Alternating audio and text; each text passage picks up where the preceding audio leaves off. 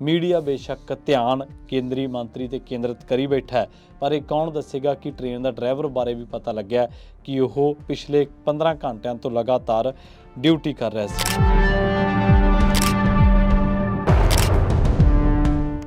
मई 2022 ਦੇ ਵਿੱਚ ਇਹ ਗੱਲ ਕਹੀ ਸੀਗੀ ਕਿ ਅਸੀਂ ਜਿਹੜਾ ਉਹ ਰੇਲਵੇ ਕਵਚ ਇੱਕ ਆਟੋਮੈਟਿਕ ਰੇਲ ਸੁਰੱਖਿਆ ਟੈਕਨੋਲੋਜੀ ਹੈ ਉਹਨੂੰ ਲਾਵਾਂਗੇ ਤੇ ਹਲੇ ਤੱਕ ਇਹ ਕਵਚ ਸਿਰਫ 65 ਗੱਡੀਆਂ ਦੇ ਵਿੱਚ ਇੰਸਟਾਲ ਕੀਤਾ ਗਿਆ।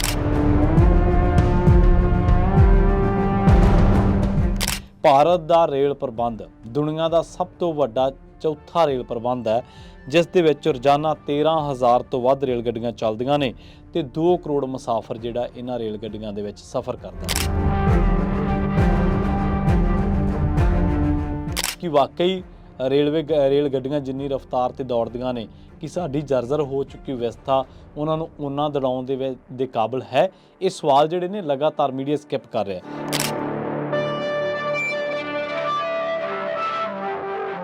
ਸਤਿ ਸ਼੍ਰੀ ਅਕਾਲ, ਤੁਸੀਂ ਜੁੜੇ ਹੋਏ ਹੋ ਪੰਜਾਬੀ ਰੇਡੀਓ USA ਦੇ ਨਾਲ ਤੇ ਮੈਂ ਹਾਂ ਪ੍ਰਵੀਨ ਸ਼ਰਮਾ ਲੈ ਕੇ ਹਾਜ਼ਰ ਹਾਂ ਸਪੈਸ਼ਲ ਰਿਪੋਰਟ। ਅੱਜ ਦੀ ਇਸ ਰਿਪੋਰਟ ਦੇ ਵਿੱਚ ਗੱਲਬਾਤ ਕਰਾਂਗੇ ਉੜੀਸਾ ਦੇ ਵਿੱਚ ਵਾਪਰੇ ਭਿਆਨਕ ਰੇਲ ਹਾਦਸੇ ਦੀ, ਜਿਸ ਦੇ ਵਿੱਚ 288 ਤਕਰੀਬਨ 300 ਦੇ ਕਰੀਬ ਮੌਤਾਂ ਹੋ ਚੁੱਕੀਆਂ ਨੇ, 1000 ਤੋਂ ਵੱਧ ਬੰਦਾ ਜ਼ਖਮੀ ਹੈ। ਆਲਮ ਇਹ ਹੈ ਕਿ ਇਸ ਵੇਲੇ ਵੀ ਹਸਪਤਾਲਾਂ ਦੇ ਵਿੱਚ ਬਹੁਤ ਸਾਰੇ ਲੋਕ ਆਪਣਿਆਂ ਦੀਆਂ ਤਸਵੀਰਾਂ ਚੁੱਕ ਕੇ ਘੁੰਮ ਰਹੇ ਨੇ। ਕਈ ਲੋਕ ਹਾਦਸੇ ਵਾਲੀ ਥਾਂ ਤੇ ਜਿੱਥੇ ਜ਼ਖਮੀਆਂ ਨੂੰ ਰੱਖਿਆ ਗਿਆ ਸੀ ਉੱਥੇ ਆਪਣਿਆਂ ਨੂੰ ਭਾਲ ਰਹੇ ਨੇ। ਇੱਥੋਂ ਤੱਕ ਕਿ ਇੱਕ ਬੀਬੀ ਹੈ ਜਿਸ ਦੇ 2 ਪੁੱਤ ਇਸ ਟ੍ਰੇਨ ਦੇ ਵਿੱਚ ਸਵਾਰ ਸਨ, ਉਸ ਨੂੰ ਕੁਛ ਨਹੀਂ ਪਤਾ ਕਿ ਉਹਦੇ ਪੁੱਤ ਕਿੱਥੇ ਨੇ, ਜੇ ਜ਼ਖਮੀ ਨੇ ਤਾਂ ਉਹਨਾਂ ਦਾ ਇਲਾਜ ਕਿੱਥੇ ਚੱਲ ਰਿਹਾ, ਜੇ ਉਹਨਾਂ ਦੇ ਨਾਲ ਕੋਈ ਅਣਹੋਣੀ ਵਾਪਰ ਗਈ ਹੈ ਤਾਂ ਉਹ ਕਿੱਥੇ ਨੇ। ਇਹ ਤਰਾਸਦੀ ਇੱਕ ਮਾਂ ਦੀ ਨਹੀਂ, ਕਈਆਂ ਮਾਵਾਂ ਦੇ ਨਾਲ ਹੈ, ਕਈਆਂ ਬੱਚਿਆਂ ਦੇ ਨਾਲ ਹੈ ਜਿਨ੍ਹਾਂ ਦੇ ਮਾਪੇ ਰੁਲ ਗਏ ਨੇ। ਕਹਿਣ ਤੋਂ ਭਾਵ ਇਹ ਹੈ ਕਿ ਇਸ ਭਿਆਨਕ ਹਾਦਸੇ ਦੇ ਮੰਜ਼ਰ ਜੋ ਦੂਜੇ ਤੀਜੇ ਦਿਨ ਦੇਖਣ ਨੂੰ ਦਿਖ ਰਹੇ ਨੇ ਉਹ ਹਾਲੇ ਵੀ ਹੋਰ ਵੀ ਭਿਆਨਕ ਰੂਪ ਦੇ ਵਿੱਚ ਸਾਹਮਣੇ ਆ ਸਕਦੇ ਨੇ, ਕਿਉਂਕਿ ਰਿਪੋਰਟਾਂ ਇਹ ਵੀ ਨੇ ਕਿ ਜਿੱਥੇ ਲਾਸ਼ਾਂ ਨੂੰ ਰੱਖਿਆ ਗਿਆ ਗਰਮੀ ਕਰਕੇ ਲਾਸ਼ਾਂ ਜਿਹੜੀਆਂ ਨੇ ਸੜ ਗਲ ਗਈਆਂ ਨੇ ਤੇ ਉਹਨਾਂ ਦੀ ਪਛਾਣ ਕਰਨੀ ਦਿਨ ਬ ਦਿਨ ਤਾਂ ਦੂਰ ਦੀ ਗੱਲ ਹੈ, ਘੰਟਿਆਂ ਬੱਧੀ ਵੀ ਹੁਣ ਉਹਨਾਂ ਦੀ ਪਛਾਣ ਕਰਨੀ ਔਖੀ ਹੋ ਰਹੀ ਹੈ।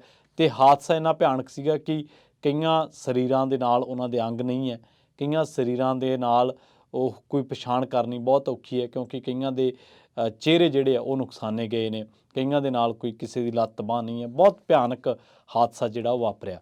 ਇਹ ਹਾਦਸਾ ਕਿਉਂ ਵਾਪਰਿਆ, ਕਿਵੇਂ ਵਾਪਰਿਆ, ਇਹਦੇ ਬਾਰੇ ਤਾਂ ਬਹੁਤ ਕੁਝ ਦੱਸਿਆ ਜਾ ਚੁੱਕਿਆ, ਪਰ ਇਹ ਹਾਦਸਾ ਕਿਵੇਂ ਰੋਕਿਆ ਜਾ ਸਕਦਾ ਸੀ ਇਹਦੇ ਬਾਰੇ ਬਹੁਤ ਘੱਟ ਦੱਸਿਆ ਜਾ ਰਿਹਾ ਤੇ ਇਹਦੇ ਬਾਰੇ ਆਪਾਂ ਚਰਚਾ ਕਰਾਂਗੇ। ਤੇ ਹੁਣ ਤੱਕ ਭਾਰਤ ਦੇ ਵਿੱਚ ਕਿੰਨੇ ਕੁ ਭਿਆਨਕ ਰੇਲ ਹਾਦਸੇ ਜਿਹੜੇ ਵਾਪਰੇ ਨੇ ਹੁਣ ਤੱਕ, ਤੇ ਇਹਦੇ ਨਾਲ ਮੋਦੀ ਦੇ ਰਾਜਕਾਲ ਦੇ ਵਿੱਚ ਕਿੰਨੇ ਹਾਦਸੇ ਵਾਪਰੇ ਨੇ ਤੇ ਕਿਉਂ ਮੀਡੀਆ ਜਿਹੜਾ ਉਹ ਇੱਕ ਰੇਲ ਮੰਤਰੀ ਅਸ਼ਵਨੀ ਵੈਸ਼ਨਵ ਉਹਦੇ ਸਿਰਫ ਅਥਰੂਆਂ ਤੱਕ ਹੀ ਸੀਮਤ ਹੈ। ਉਹਦੀ ਜਿਹੜੀ ਜਵਾਬਦੇਹੀ ਹੈ ਉਹ ਤੈਅ ਕੌਣ ਕਰੇਗਾ, ਮੰਤਰੀ ਦੇ ਫਰਜ਼ ਕੀ ਨੇ, ਪਿਛਲੇ ਦਿਨਾਂ ਦੇ ਵਿੱਚ ਜਾਂ ਕਹਿ ਲਓ ਕਿ ਬਜਟ ਦੇ ਵਿੱਚ ਜਿਹੜੀ ਐਲੋਕੇਸ਼ਨ ਹੁੰਦੀ ਹੈ ਉਹ ਕਿੰਨੀ ਖਰਚ ਹੋਈ ਹੈ, ਇਹਦੇ ਬਾਬਤ ਤਫਸੀਲ ਦੇ ਨਾਲ ਆਪਾਂ ਚਰਚਾ ਕਰਦੇ ਹਾਂ ਇਸ ਰਿਪੋਰਟ ਦੇ ਵਿੱਚ। ਪਹਿਲੀ ਗੱਲ ਤਾਂ ਹੈ ਕਿ ਭਾਰਤ ਦਾ ਗੋਦੀ ਮੀਡੀਆ ਕਿੱਥੇ, ਜਿਹਨੇ ਇੱਕ ਵਾਰੀ ਵੀ ਮੰਤਰੀ ਜਾਂ ਮੋਦੀ ਸਾਹਿਬ ਦੀ ਜਵਾਬਦੇਹੀ ਜਿਹੜੀ ਤੈਅ ਨਹੀਂ ਕੀਤੀ। ਜ਼ਖਮੀ ਖੁਦ ਦੱਸ ਰਹੇ ਨੇ ਹਸਪਤਾਲਾਂ ਦੇ ਵਿੱਚ ਕਿ ਜਦੋਂ ਪ੍ਰਧਾਨ ਮੰਤਰੀ ਸਾਹਿਬ ਦੇ ਦੌਰੇ ਬਾਰੇ ਪਤਾ ਲੱਗਿਆ ਤਾਂ ਉਦੋਂ ਸਾਨੂੰ ਇਲਾਜ ਮਿਲਿਆ, ਉਦੋਂ ਸਾਨੂੰ ਬੈੱਡ ਮਿਲੇ, ਉਸ ਤੋਂ ਬਾਅਦ ਸਾਨੂੰ ਖਾਣਾ ਮਿਲਿਆ। ਬਹੁਤੇ ਹਸਪਤਾਲਾਂ ਦੇ ਵਿੱਚ ਹਾਲਤ ਇਹ ਸੀ ਕਿ ਹਸਪਤਾਲ ਦੀਆਂ ਫਰਸ਼ਾਂ 'ਤੇ ਇਲਾਜ ਕੀਤਾ ਗਿਆ ਲੋਕਾਂ ਦਾ। ਭਾਰਤ ਦੇ ਵਿੱਚ ਪਿਛਲੇ 5 ਸਾਲਾਂ ਦੇ ਵਿੱਚ ਕਿੰਨੀਆਂ ਰੇਲ ਪਟੜੀਆਂ ਦੀ ਮੁਰੰਮਤ ਕੀਤੀ ਗਈ ਹੈ, ਕਿੰਨੀਆਂ ਅਸਾਮੀਆਂ ਭਰੀਆਂ ਗਈਆਂ ਨੇ ਜਾਂ ਰੇਲ ਵਿਵਸਥਾ ਨੂੰ ਬਿਹਤਰ ਕਰਨ ਦੇ ਲਈ, ਕਿਉਂਕਿ ਆਏ ਵਾਰ ਆਪਾਂ ਸੁਣਦੇ ਹਾਂ ਨਾ ਕਿ ਫਾਸਟ ਟਰੈਕ ਰੇਲ ਗੱਡੀਆਂ ਜਾਂ ਫਾਸਟ ਟ੍ਰੇਨਾਂ ਚਲਾਈਆਂ ਜਾਣਗੀਆਂ, ਪਰ ਉਹ ਵਿਵਸਥਾ ਨੂੰ ਕਿ ਵਾਕਈ ਟ੍ਰੇਨਾਂ ਦੇ ਅਨੁਕੂਲ ਬਣਾਇਆ ਗਿਆ, ਕਿ ਵਾਕਈ ਰੇਲ ਗੱਡੀਆਂ ਜਿੰਨੀ ਰਫ਼ਤਾਰ 'ਤੇ ਦੌੜਦੀਆਂ ਨੇ ਕਿ ਸਾਡੀ ਜਰਜਰ ਹੋ ਚੁੱਕੀ ਵਿਵਸਥਾ ਉਹਨਾਂ ਨੂੰ ਉਹਨਾਂ ਦੌੜਾਉਣ ਦੇ ਕਾਬਿਲ ਹੈ? ਇਹ ਸਵਾਲ ਜਿਹੜੇ ਨੇ ਲਗਾਤਾਰ ਮੀਡੀਆ ਸਕਿਪ ਕਰ ਰਿਹਾ। ਖੈਰ, ਪਹਿਲੀ ਗੱਲ ਤਾਂ ਇਹ ਹੈ ਕਿ ਭਾਰਤ ਦੇ ਵਿੱਚ ਰੇਲਵੇ ਦੇ ਵਿੱਚ ਤਕਰੀਬਨ 2 ਕਰੋੜ ਬੰਦਾ ਡੇਲੀ ਦਾ ਸਫ਼ਰ ਕਰਦਾ। ਭਾਰਤ ਦਾ ਰੇਲਵੇ ਨੈਟਵਰਕ ਇੰਨਾ ਕੁ ਵੱਡਾ ਹੈ, 8000 ਰੇਲਵੇ ਸਟੇਸ਼ਨਾਂ ਨੂੰ ਕਵਰ ਕਰਨ ਵਾਲਾ 1 ਲੱਖ ਕਿਲੋਮੀਟਰ ਤੋਂ ਵੱਧ ਵੱਡਾ ਸਾਡਾ ਰੇਲਵੇ ਟਰੈਕ ਹੈ। 2 ਕਰੋੜ ਯਾਤਰੀ ਸਫ਼ਰ ਕਰਦੇ ਆ।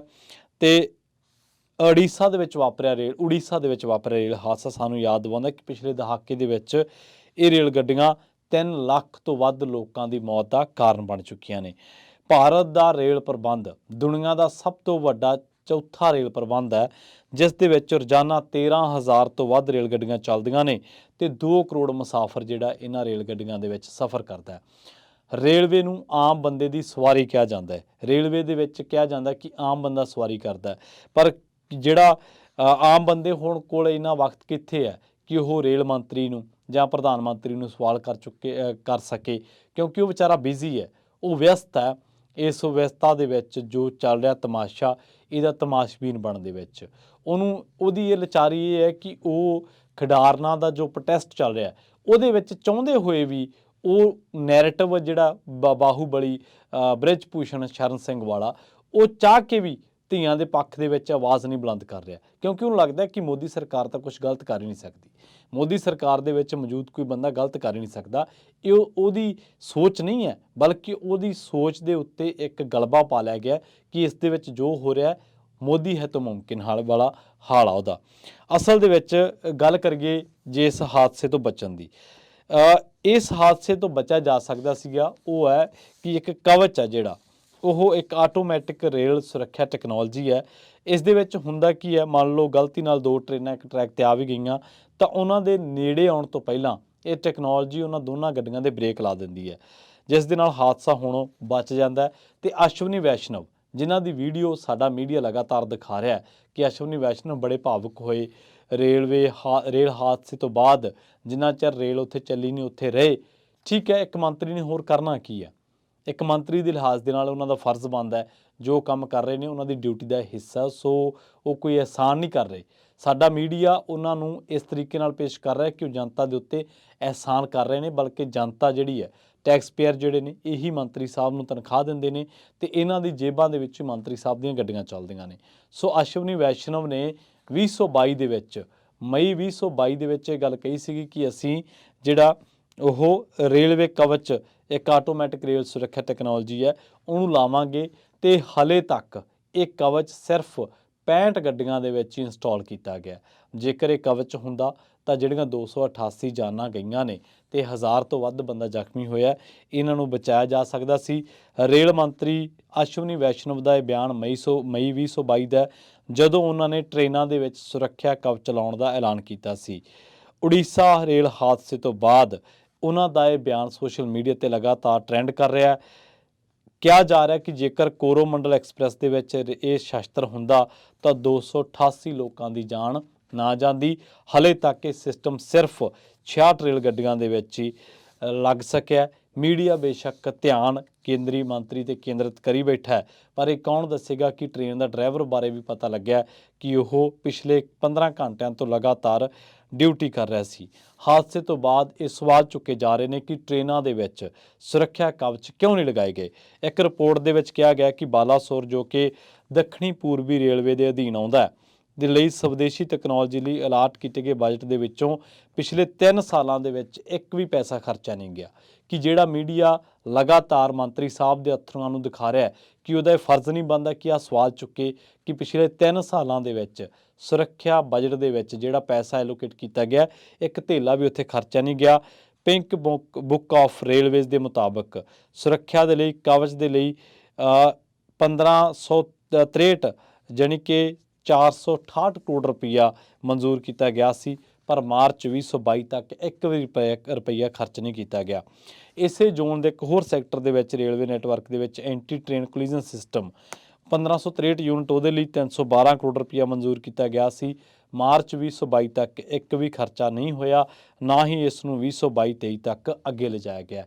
ਇਹ ਸੱਚਾਈ ਹੈ, ਇਹ ਫੈਕਟ ਨੇ ਕਿ ਜਿਹੜੇ ਮੰਤਰੀ ਸਾਹਿਬ ਅੱਜ ਇਸ ਹਾਦਸੇ ਤੋਂ ਬਾਅਦ ਅਥਰੂ ਵਹਾ ਰਹੇ ਨੇ। ਠੀਕ ਹੈ, ਬੰਦਾ ਭਾਵੁਕ ਹੋ ਸਕਦਾ, ਪਰ ਉਹ ਮੰਤਰੀ ਸਾਹਿਬ ਦੱਸਣ ਕਿ ਜਿਹੜਾ 468 ਕਰੋੜ ਰੁਪਏ ਪਹਿਲਾਂ ਵਾਲਾ ਜਿਹੜਾ ਸੁਰੱਖਿਆ ਕਵਚਾਂ ਦੇ ਲਈ ਖਰਚ ਕੀਤਾ ਜਾਣਾ ਸੀ ਪਿੰਕ ਬੁੱਕ ਆਫ ਰੇਲਵੇਜ਼ ਦੇ ਮੁਤਾਬਕ, ਉਹ ਖਰਚ ਕਿਉਂ ਨਹੀਂ ਕੀਤਾ ਗਿਆ। ਕਿ ਮੀਡੀਆ ਮੰਤਰੀ ਸਾਹਿਬ ਨੂੰ ਇਹ ਸਵਾਲ ਕਰੇਗਾ ਕਿ ਭਾਵੁਕ ਹੋਏ ਮੰਤਰੀ ਸਾਹਿਬ ਦੱਸਣਗੇ ਕਿ ਤੁਸੀਂ ਖੁਦ ਸਾਲ 2022 ਦੇ ਵਿੱਚ, ਮਈ ਦੇ ਵਿੱਚ ਇਹ ਗੱਲ ਕਹੀ ਸੀ ਕਿ ਅਸੀਂ ਗੱਡੀਆਂ ਦੇ ਵਿੱਚ ਕਵਚ ਸਿਸਟਮ ਲਗਾਵਾਂਗੇ, ਅਤੇ ਤੁਸੀਂ ਉਹ ਬਜਟ ਐਲੋਕੇਸ਼ਨ ਦੇ ਬਾਵਜੂਦ ਉਹ ਕਵਚ ਕਿਉਂ ਨਹੀਂ ਲਗਾਇਆ।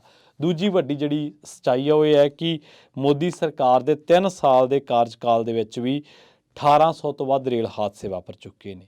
ਸੋ ਭਾਰਤ ਦੇ ਵਿੱਚ ਜੇਕਰ ਵੱਡੇ ਰੇਲ ਹਾਦਸਿਆਂ ਦੀ ਗੱਲ ਕਰੀਏ ਤਾਂ ਜੂਨ 1921 ਦੇ ਵਿੱਚ ਬਿਹਾਰ ਦੇ ਵਿੱਚ ਹੋਇਆ ਸੀਗਾ, ਜਦੋਂ ਇੱਕ ਰੇਲ ਗੱਡੀ ਦਰਿਆ ਦੇ ਵਿੱਚ ਡਿੱਗ ਪਈ ਸੀ ਤੇ 800 ਤੋਂ ਜ਼ਿਆਦਾ ਲੋਕ ਮਾਰੇ ਗਏ ਸਨ। ਇਸ ਤੋਂ ਬਾਅਦ ਕਈ ਵੱਡੇ ਹਾਦਸੇ ਹੋਏ 1995 ਦੇ ਵਿੱਚ, ਅਗਸਤ 1995 ਦੇ ਵਿੱਚ ਫਿਰੋਜ਼ਾਬਾਦ ਨਜ਼ਦੀਕ ਦੋ ਰੇਲ ਗੱਡੀਆਂ ਟਕਰਾ ਗਈਆਂ ਸੀ, 350 ਲੋਕਾਂ ਦੀ ਮੌਤ ਹੋਈ ਸੀ।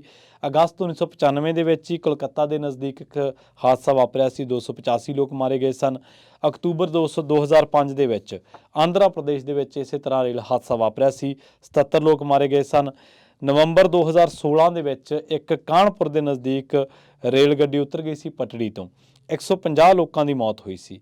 2010 ਦੇ ਵਿੱਚ ਪੱਛਮੀ ਬੰਗਾਲ ਦੇ ਮਦਾਨਪੁਰ ਜ਼ਿਲ੍ਹੇ ਦੇ ਵਿੱਚ ਰੇਲ ਗੱਡੀਆਂ, ਰੇਲ ਪਟੜੀਆਂ ਉਖਾੜੇ ਜਾਣ ਕਰਕੇ ਹੋਏ ਹਾਦਸੇ ਦੇ ਵਿੱਚ 140 ਲੋਕਾਂ ਦੀ ਮੌਤ ਹੋਈ ਸੀ। ਏਸ਼ੀਆ ਦੇ ਸਭ ਤੋਂ ਵੱਡੇ ਨੈਟਵਰਕ ਦੇ ਵਿੱਚ ਪਿਛਲੇ ਇੱਕ ਦਹਾਕੇ ਦੇ ਵਿੱਚ 3 ਲੱਖ ਲੋਕ ਜਾਨਾਂ ਗਵਾ ਚੁੱਕੇ ਨੇ। ਸੋ ਇਹ ਹੈ ਕਿ ਹੁਣ ਤੱਕ ਮੋਦੀ ਸਰਕਾਰ ਦਾ ਕਾਰਜਕਾਲ ਤੇ ਪਿਛਲਾ ਇੱਕ ਦਹਾਕਾ ਤੇ ਭਾਰਤ ਦੇ ਵਿੱਚ ਆਜ਼ਾਦੀ ਤੋਂ ਬਾਅਦ ਵਾਪਰੇ ਰੇਲ ਹਾਦਸਿਆਂ ਦੀ ਇੱਕ ਜਾਣਕਾਰੀ। ਤੇ ਇਸ ਤੋਂ ਇਲਾਵਾ ਗੱਲ ਕਰੀਏ 2016 ਦੇ ਕਾਨਪੁਰ ਹਾਦਸੇ ਦੀ, ਹੁਣ ਇਹ ਕਹਿ ਰਹੇ ਨੇ ਕਿ ਜਾਂਚ ਅਸੀਂ CBI ਨੂੰ ਦੇ ਦਿੱਤੀ ਆ, ਪਰ 2016 ਦੇ ਵਿੱਚ ਕਾਨਪੁਰ ਰੇਲ ਹਾਦਸਾ ਵਾਪਰਿਆ ਸੀ ਜਿਹਦੀ ਜਾਂਚ NIA ਨੈਸ਼ਨਲ ਇਨਵੈਸਟੀਗੇਸ਼ਨ ਏਜੰਸੀ ਕਰ ਰਹੀ ਸੀ। 2018 ਦੇ ਵਿੱਚ ਇਹ ਜਾਂਚ ਬੰਦ ਕਰ ਦਿੱਤੀ ਗਈ। ਮੋਦੀ ਸਾਹਿਬ ਜਾਂ ਉਹਨਾਂ ਦੀ ਏਜੰਸੀ ਨੇ ਇਹ ਨਹੀਂ ਦੱਸਿਆ ਕਿ ਇਸ ਹਾਦਸੇ ਦੇ ਲਈ ਜ਼ਿੰਮੇਵਾਰ ਕੌਣ ਸੀ।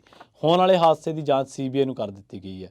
ਹਾਲਾਂਕਿ ਲੋਕ ਇਹ ਵੀ ਸਵਾਲ ਚੁੱਕ ਰਹੇ ਨੇ ਕਿ ਇਹੋ ਜਿਹੇ ਹਾਦਸਿਆਂ ਦੀ ਜਾਂਚ CBI ਨੂੰ ਦੇਣਾ ਕੀ ਵਾਜਬ ਹੈ ਜਾਂ ਨਹੀਂ ਵਾਜਬ।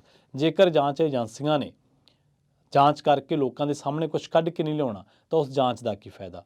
ਜੇਕਰ ਤੁਹਾਡੀਆਂ ਟ੍ਰੇਨਾਂ 1981 ਦੇ ਵਿੱਚ ਵੀ ਪਟੜੀ ਤੋਂ ਲਹਿ ਰਹੀਆਂ ਸੀ ਤੇ 2023 ਦੇ ਵਿੱਚ ਆ ਕੇ ਵੀ ਪਟੜੀ ਤੋਂ ਲਹਿ ਰਹੀਆਂ, ਜੇਕਰ ਤੁਹਾਡੀਆਂ ਟ੍ਰੇਨਾਂ 1995 ਦੇ ਵਿੱਚ ਹੀ ਦੋ ਗੱਡੀਆਂ ਟਕਰਾ ਗਈਆਂ ਸੀ ਤੇ ਜੇਕਰ ਉਹੀ ਵਿਵਸਥਾ 2023 ਦੇ ਵਿੱਚ ਵੀ ਆ ਰਹੀ ਹੈ ਤੇ ਸਾਡੇ ਸਿਸਟਮ ਦੇ ਵਿੱਚ ਸੁਧਰਿਆ ਕੀ? ਸਾਡੇ ਲੋਕ ਤੇ ਸਾਡਾ ਮੀਡੀਆ ਇਹ ਸਵਾਲ ਕਰਨੋਂ ਹਟ ਗਿਆ ਕਿ ਰੇਲ ਪਟੜੀਆਂ ਦੀ ਹਾਲਤ ਕੀ ਹੈ, ਟ੍ਰੇਨਾਂ ਦੇ ਮਾਮਲੇ ਦੇ ਵਿੱਚ ਰੇਲਵੇ ਦੇ ਵਿੱਚ ਕਿੰਨੀਆਂ ਅਸਾਮੀਆਂ ਖਾਲੀ ਨੇ, ਇਹਨੂੰ ਬਿਹਤਰ ਢੰਗ ਦੇ ਨਾਲ ਕਿਵੇਂ ਚਲਾਇਆ ਜਾਵੇ।